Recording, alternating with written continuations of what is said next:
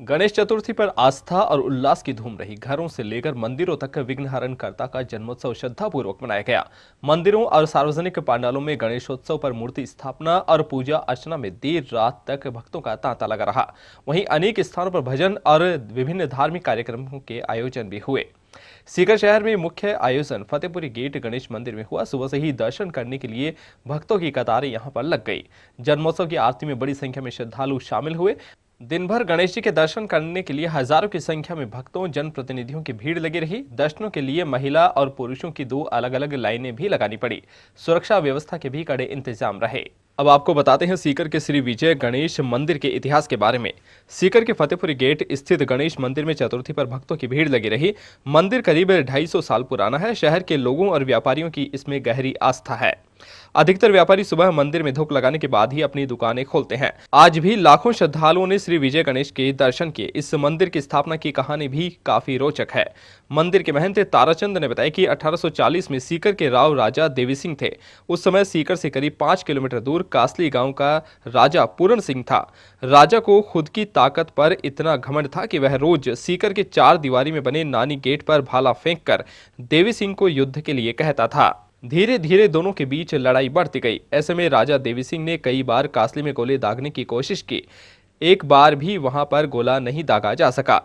राजा देवी सिंह ने विद्वानों से पूछा तो उन्होंने कहा कि असल में भगवान गणेश की एक मूर्ति है जो कासली की सुरक्षा कर रही है।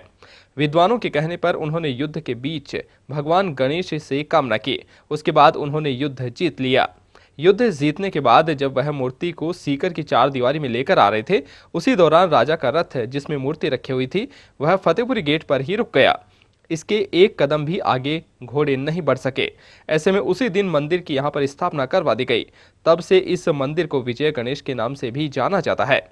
मंदिर में लगी भगवान गणेश की मूर्ति चिकनी मिट्टी और गोबर से बनी हुई है। सालों पहले बारिश के दौरान मंदिर पानी में डूब जाता था। इसके बाद भी मूर्ति बिल्कुल भी नहीं गली। बताया जाता है कि मूर्ति कास्ती से पहले भी सीकर के ही किसी गांव में थी।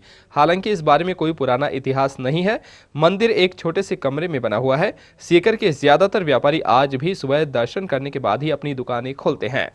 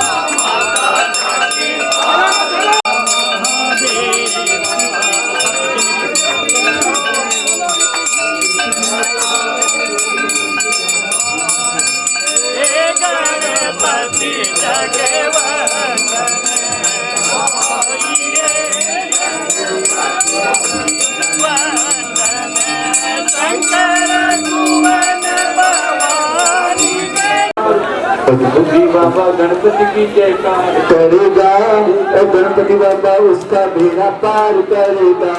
और जो भी अपने आप पर गरूर करेगा, और जो भी अपने आप पर गरूर करेगा, गणपति बाबा उसको अपने से दूर करेगा। और जो भी गणपति बाबा से प्यार करेगा।